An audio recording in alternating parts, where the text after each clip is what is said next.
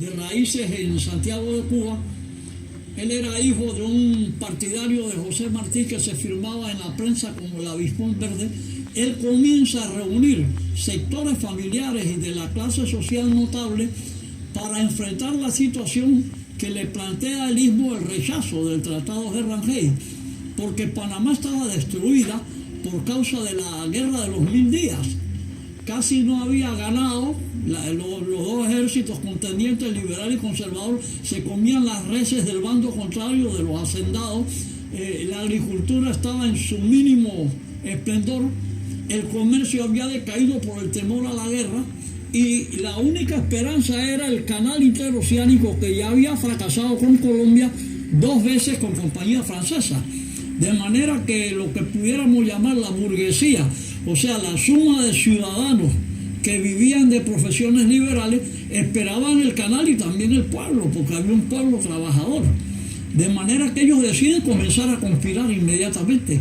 Ahora dime una cosa, ¿habían algunos antecedentes antes de 1903 de ese espíritu separatista de los panameños? Sí, yo encuentro que hubo muchos movimientos separatistas, pero que hay 5 movimientos con categoría casi oficial histórica. Por ejemplo, el movimiento de 1830, con unos militares del grupo de Simón Bolívar que terminan siendo fusilados, como lo señala la novela Tú sola en mi vida de Julio Belisario Sosa. Después tenemos el movimiento de un secretario de Bolívar. Bolívar tenía entre sus muchos secretarios a 2 panameños, José Vallarino, que era prócer del 10 de noviembre de 1821 y que después es prócer el 28 de noviembre acá. Y José Domingo Espinar, que era médico y militar. Y entonces sencillamente Espinar separa al Istmo, lo proclama como independiente en el 30-31. Es una experiencia que dura meses y que Bolívar en su lecho de muerte le pide a Espinar que retorne a la unidad con Colombia, a la Gran Colombia. Entonces Espinar hace caso. Después tenemos un movimiento mucho más fuerte y más interesante, en mi opinión, que es el del general Tomás Herrera. Hasta después que perdiera la vida en combate derribando a un tirano, Tomás Herrera proclama un estado independiente que se llamó el Estado del Istmo, con una constitución que ahora creo que ustedes están gestionando, los editores de los panameños, como es la revista de ustedes, la reedición de esta constitución del 40, del siglo XIX. Y él hace incluso la primera moneda panameña. Esta es una experiencia que va a durar 14 meses y que también Tomás Herrera consulta al pueblo y decide unirse de nuevo a la Gran Colombia. Después vamos a tener un movimiento de oficiales del ejército colombiano en Panamá, encabezados por un teniente de apellido Samaniego, que también es fusilado. Las autoridades lo fusilan. El quinto movimiento es el del general Pedro Prestán en Colón, aprovechando la discrepancia cuando se alza un compañero de escuela de Belisario Porras de la Facultad de Derecho en Bogotá, se alza en Colón y se alza en Cartagena de Indias, que era de apellido Gaitán.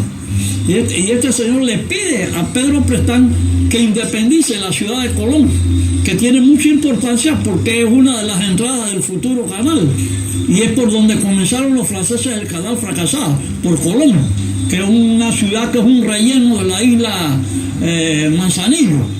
Entonces sencillamente Pedro Prestán prácticamente separa al Istmo de Colombia por unos días, pero lo acusan de haber quemado la ciudad. La ciudad se quema en marzo por un accidente, que hay mucha brisa y el cónsul de los Estados Unidos está quemando unos papeles y la brisa se lleva los papeles y Colón, que era de madera, se quema. Entonces a él lo ahorcan con 2 de sus ayudantes. Ahí la foto terrible, muy bien vestido, hace un discurso final y usan el tren, un carro del tren, para ahorcarlos a ellos. Mueven la máquina con el tren y él cae pues ahorcado con sus 2 compañeros. Ese sería el quinto movimiento, que va a generar un acuerdo como de un Estado libre asociado con lo que se llamó el Convenio de Colón, en que Colón solamente va a contribuir con parte de sus ingresos al fisco de Colombia, pero tiene cierta autonomía. La muerte de Prestán logra esto con un presidente que nos odiaba porque había sido diputado de Chiriquí, que era el doctor Rafael Núñez, y una tarde su esposa aparece muerta y lo acusan a él. Él no volvió a Panamá, escribió un libro contra Panamá y llegó al presidente y eliminó el Estado federal, que era otra de nuestras independencias que la había fomentado justo a Rosemena. Ahora dime una cosa, Álvaro, la separación de Panamá en 1903, además del asunto del Canal de Panamá, también tenía entonces como ingrediente las motivaciones del pueblo panameño frente al ejército colombiano que ocupaba la ciudad de Panamá y Colón. Bueno, y bueno, además de la crisis económica. Sí, te diré, estimado amigo Olimpo Sáenz, que las motivaciones eran las mismas de 1821, del 10 de noviembre y del 28 de noviembre, que en ambas actas se señala que en el caso de los españoles, estos eran unos tiranos. Cada soldado español era un tirano con respecto a los panameños. Correcto. Y en 1903 el papel lo hacían los hermanos colombianos, que trataban muy mal a los panameños. Un colombiano se sentía superior en esa época a cualquier ciudadano de Panamá, y habían atropellos de toda clase, había las celdas que se inundaban con el mar, que ahora funciona ahí el Instituto Nacional de Cultura, que eran las bóvedas construidas por un rey español, y sencillamente Panamá no valía nada, tenía 2 o 3 diputados, pero el presupuesto se votaba, se bifurcaba hacia las otras provincias. Entonces habían unas motivaciones tremendas, aparte de lo que se llama la Justo-Rosemena en el Estado Federal, que era más fácil ir de Panamá a España que ir de Panamá a Bogotá. El viaje a Bogotá había contra la corriente del río famoso que baña a Barranquilla y Cartagena, que es el que sale al mar Caribe. Entonces había que ir contra el río y tomaba mucho más tiempo llegar a Bogotá que llegar a Cádiz, por ejemplo. Álvaro, ¿qué importancia tiene la participación de los gringos en la conspiración del 3 de noviembre? Hay 2 gringos fundamentales que estaban casados con panameña. Uno era el director del ferrocarril. Acuérdate que el ferrocarril se habla en enero de 1855. Uno de los últimos administradores se casó con una panameña. Y hay otro norteamericano que tenía cierto mando en la zona de lo que se llamó la zona del canal francés, la parte de los franceses, que ellos eran una especie de correos entre Panamá y los dirigentes norteamericanos, porque ya ellos sospechaban que el Rey iba a ser rechazado. Y es fundamental norteamericano del ferrocarril, que creo que tiene un monumento en Colón, porque él impide que las tropas colombianas lleguen a la capital. Él trata con mucha amabilidad a los generales colombianos, le da un carro de honor y los manda a la capital, pero a los soldados los deja en Colón. Claro. Él le dice al general Francisco de Paula Castro y al general Amaya y a otro más que fueron, creo que el otro era Terán, los 3 generales le dicen: yo no tengo carbón de hulla para llevar esa cantidad de 500 soldados a la capital, no puedo, tengo que esperar el carbón que viene de Chile.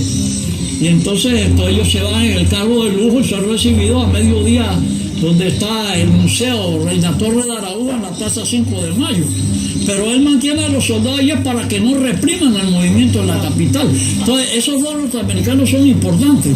Pero no es cierto lo que dice alguna gente, que esta república la hizo Wall Street, o que esta república la ideó Estados Unidos, porque yo te estoy señalando las 5 independencias anteriores. Correcto. Y además el papel muy discreto de los norteamericanos que llegan a Colón, que vienen de un puerto de Cuba, vienen a la costa atlántica, y lo primero que hace el brigadier de esta gente, que son estos 45 alférez que toman la estación del tren, él va y le dice al encargado de las tropas, que era el coronel Eliseo Torres: mira, tú te puedes agarrar tiros aquí con los colonenses, con los panameños, pero procura que ninguna bala le pegue al ferrocarril, porque el tratado de 1846 señala que nosotros debemos mantener el libre tránsito. Este tren se puede mover así, usted está guerreando, y ya ocurrió en la guerra de los 1000 días. Y si una bala me mata un alférez, entonces yo entro. Claro. Pero mientras sea una pelea de colombianos y panameños, yo estoy viendo. Oye, Álvaro, ¿qué papel juega Esteban Huerta, que era colombiano y general del cuartel de Chiriquí aquí en Panamá? Esteban Huerta era coronel, el generalato le viene después. Él tenía un problema, que él era casado con panameña, con una dama de Antón, de apellido Ponce, y él tenía hijos ya. Entonces él tiene un problema, pues. Si apoyo a mi patria, Colombia, me van a odiar los panameños, hasta mi mujer se va a separar de mí. Y si apoyo a los panameños, los colombianos se me vienen en contra, que es lo que le ocurrió. Él tiene una entrevista secreta en el Hotel Central con Manuel Amador Guerrero, cuando Manuel Amador Guerrero regresa de Washington con la promesa de Teodoro Roosevelt, ya que Bruno Varila habla a nombre de Amador Guerrero con el presidente y con los asesores presidenciales. El presidente dice: yo no voy a invadir Colombia, porque los asesores le decían al presidente de los Estados Unidos: invade Colombia, porque al rechazar el tratado de Rangel, ellos han violado el del 46, el Mayarino Bigla, y tú tienes que garantizar ese tratado invadiendo y quitándole el istmo a Colombia. Y entonces Bruno Varila llega ahí, introducido por un abogado que después nos administró los fondos, y le dice: no, señor presidente, en perfecto inglés hablaba Bruno Varila, usted no tiene necesidad de invadir Colombia, promueve una revolución. Yo tengo el jefe de la revolución aquí, en Nueva York lo tengo, que era Amador Guerrero. Y entonces, claro, Teodoro Roosevelt ordena a sus buques moverse hacia los dos mares de Panamá, con el criterio igual al que desembarcó en Colón. O sea, si te pega una bala colombiana, sí entras, si no, tú nada más mira qué pasa. Pero claro, en el fondo estaba apoyando el movimiento, pero no es que lo crearon, lo apoyaron. Otra cosa, ¿en qué papel jugó el pueblo? Porque se dice mucho y se sigue repitiendo que esto fue una obra de comerciantes ambiciosos que nos independizaron de Colombia, y pareciera dar a entender como que el pueblo no participó en nada. Lo cual no es correcto. El pueblo apoyó el movimiento porque el movimiento del 3 de noviembre, en mi opinión, tiene tres características. Primero, es la sexta conspiración separatista, es la separación o secesión. Es la independencia porque se forma un Estado, una república nueva que tiene que buscar sus réditos para mantenerse y tiene que ser reconocida y tiene símbolos patrios, bandera, escudo, himno. Y es una revolución democrático-burguesa de acuerdo a mi pensamiento filosófico, porque todas las clases participan y un 90% de esas clases en favor. Yo ando detrás de un documento, no sé dónde reposará, que debe ser muy voluminoso, porque el 4 de noviembre, después de la sesión de emergencia extraordinaria de la noche del martes 3 de noviembre de 1903, a las 10:05, el general Aipuro, Rafael Aipuro, que había sido jefe del Estado en los tiempos anteriores, Rafael Aipuro presenta la proposición de secesión adoptada por unanimidad. Incluso hay dos suplentes que no pueden votar, pero que van a la sesión. Están ahí sentados, pero no pueden votar porque están los principales, pero firman el acta los principales, que son 9 y 2 suplentes. Eso indica la fuerza del movimiento.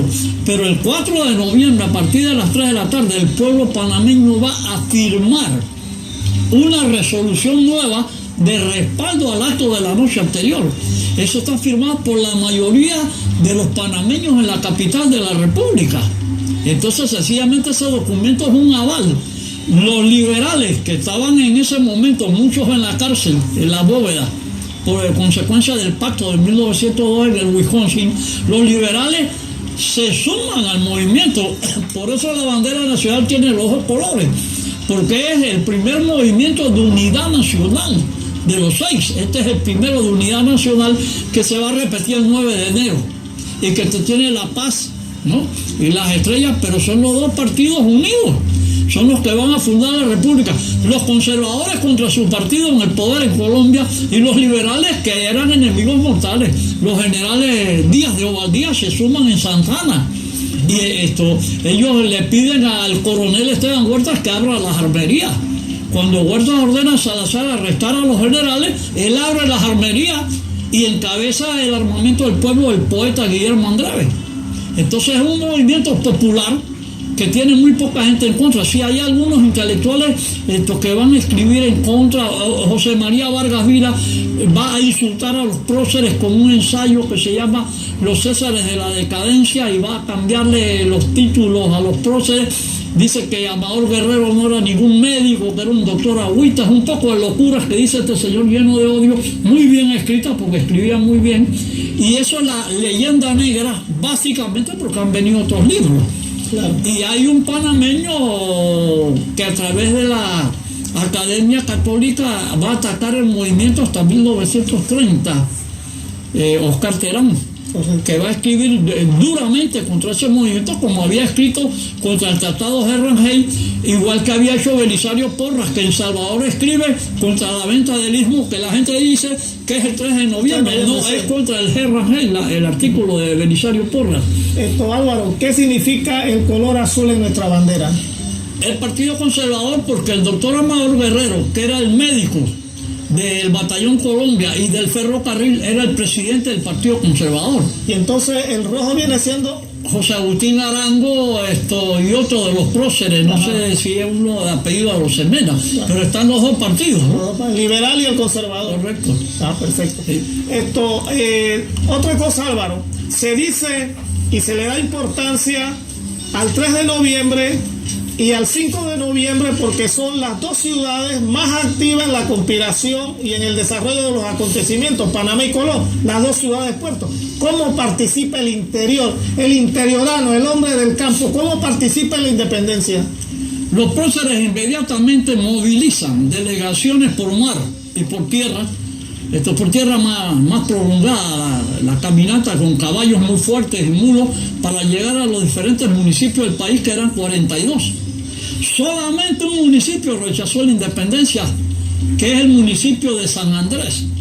La isla de San Andrés era panameña, no era ni nicaragüense ni colombiana como ellos se la pelean, olvidándose de nosotros. La delegación que va allá, que es la última que ratifica el tratado en febrero de 1904, es la de Sanguinola.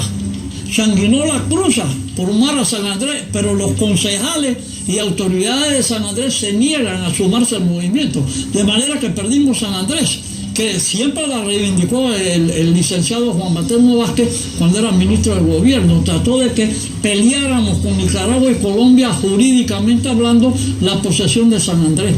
Él ordenó extenderle el pasaporte de panameño a todo el sanandresino que viniera aquí. Entonces, sencillamente, la mayoría de los consejos, que es lo que llamamos en el periodismo los grititos, se suma Guadul, se suma Chitré, se suma Santiago, se suma David, se van sumando todos, se suma el Darién, todos los concejales del país, siguiendo la línea de Justo Arosemena de que es una nación federalista, votan en favor del 3 de noviembre. Y yo ando detrás del documento de las firmas del pueblo, porque Walter Mayer, que después fue uno de los grandes directores musicales de Panamá, tenía 14 años, llegó en una bicicleta y firmó, porque no era ciudadano, era un menor, pero le permitieron a Walter Mayer firmar. Y esos documentos tienen un gran valor, no sé dónde han quedado. Entonces podemos decir que la conspiración de los conservadores y a los cuales se suman los liberales posteriormente de Panamá y Colón se legitima por la participación popular de los santaneros y además por la participación activa de los consejos municipales en el interior. Sí, ellos le dan contenido, porque mira, la independencia de los Santos, que el grito lo da una joven de 17 años llamada Rufina Alfaro, que ha desaparecido y además la niega, no voy a entrar en esa polémica, la hace el Consejo Municipal de Los Santos con el apoyo del Consejo Municipal de Natá, que es la segunda ciudad después de Los Santos, que da un grito, encabezada por un antecesor de Ricardo Miró, que era Francisco Gómez Miró, que estamos tratando de traer los restos de él del Ecuador a Panamá. Y bueno, con la muerte de Carlos Núñez no hemos podido hacer esto. Pero entonces la tercera ciudad que se suma es Santiago de Veragua, por mediación del coronel Fábrega, que era coronel y después Bolívar lo asciende a general. Sí. Entonces todo el mundo se va sumando, porque la gente ve en la apertura del canal una esperanza económica, de trabajo, claro, de inversiones, y también por zafarse la tiranía, no de todos, pero de algunos militares colombianos. Claro, sí. Ya. Álvaro, ¿tú crees que es importante que la historia se repita y sea conocida por los estudiantes y por los adultos? Porque pareciera ser que en el ambiente panameño hay un gran desconocimiento de estos hechos históricos. Sí, porque, mira, yo te digo, como te expresé en un acto público, con todo respeto, Olimpo, que los próceres más insultados del mundo son los panameños. Gracias a mis actividades literarias y también políticas, yo he pisado los 5 continentes, siendo un hombre de extracción popular. He sido invitado a todos los continentes, a diversos eventos, y yo he visto en todos esos países un gran respeto por sus próceres. Pero el país donde más se respeta a unos próceres es en Panamá. Mira, todavía oigo a gente en la radio decir que hay unos cheques, sí, de que a cada prócer eran 8 varones y una dama. Una dama es la que cosió la bandera, la primera dama, la esposa de Amador Guerrero, la señora María de la Osa de Amador Guerrero. Sí. Ella tiene un papel fundamental alentando a su marido y confeccionando la bandera con una modista de apellido Escobar, de ahí de calle 11 Oeste. Y entonces yo veo que la gente dice que no, porque yo he visto los cheques de $100,000 que le dieron a cada prócer. Yo digo, bueno, cállenme la boca, tráiganme un cheque de eso. Sí. Porque yo estoy oyendo esto de los cheques desde que era un niño y nadie presenta los cheques. No hay ningún cheque que pruebe que cada prócer recibió $100,000. Eso es una leyenda. Esa es parte de la leyenda negra. Sí, la leyenda negra se basa en un solo giro que hizo Bruno Varilla, que le mandó $10,000 al doctor Amador Guerrero. $10,000. Y que cuando Amador Guerrero en la entrevista le dice al coronel Huerta que él iba a recibir ese cheque, porque allá había un banco debajo de la casa donde vivía Amador Guerrero, donde está el Hotel Central. Estoy en Huerta de hace un chiste, eso no da ni para los tabacos de los soldados. Son 500 soldados. ¿Cómo vas a pagar eso? Pero es una revolución que casi no tuvo necesidad de una inversión grande de dinero, aparte de la colecta que se hizo en Colón, encabezada por 2 capitalinos de apellido Meléndez, cuyas tumbas estamos buscando. ¿Dónde están esos 2 héroes que son estos Porfirio y Próspero Meléndez de Colón? Y la hija, la señorita Mita, aparece la tumba de ella, pero no la de sus antecesores. Ellos hacen una colecta con los comerciantes extranjeros, el ferrocarril, porque descubren, como había ocurrido en 1821, que los soldados colombianos tenían 6 meses que no cobraban. Entonces ellos le proponen a Eliseo Torres, bueno, usted se retira, pero le pagamos los sueldos a los soldados. Usted no va a poner a estos soldados mal pagados a luchar contra otros ciudadanos cuando ni siquiera les pagan. Y entonces él dice, bueno, está bien, dame los salarios, yo pago, y alquilan el barco Orinoco y se vuelven a Colombia. Ahora, Álvaro, ya terminando esta primera parte de este programa especial que nos ha permitido esta televisora Osana Visión, ¿qué mensaje tú le envías a la juventud y al pueblo panameño? El mensaje es que estudien esta historia. Por ejemplo, los próceres todos escribieron memorias. Las memorias están escritas y editadas y deben estar en la biblioteca de la Academia Panameña de la Historia, que está en el Palacio Municipal, por donde ellos explican su participación. Los 8 conspiradores tienen memoria y no hay la memoria de María de la Osa de Amador, porque cuando murió el esposo ella salió de Panamá y ella murió en California. Y la Asamblea Nacional de Diputados la declaró prócer y trajo sus restos en 1940. Entonces, sencillamente son 8 hombres y una mujer, porque el machismo de nuestros historiadores, y con todo perdón, es borrar a Rufina Alfaro y borrar a María de la Osa. Hay que reivindicarla por el papel de la mujer panameña. Y además, si no estudiamos la historia, estamos condenados, como dice un filósofo, a cometer los mismos errores. Muy bien, estimados amigos de Osana Visión, esta es la participación del doctor Álvaro Menéndez Franco en este mes de noviembre. Nosotros esperamos que todos ustedes hayan participado con sus explicaciones. Eso haga de cada uno de nosotros el orgullo de sentirnos panameños, de lo que hicieron nuestros próceres, de lo que hicieron nuestros abuelos por darnos a nosotros una república independiente, por darnos una sociedad mucho más feliz que la que los panameños en aquel entonces tenían. Inmediatamente después del cambio vamos a entablar una entrevista con el amigo doctor Adolfo Ahumada, quien lo tenemos ya preparado para este homenaje que le hacemos al 3 de noviembre de 1903 y a todas las fechas conmemorativas que se celebran en este mes de noviembre, mes de la patria.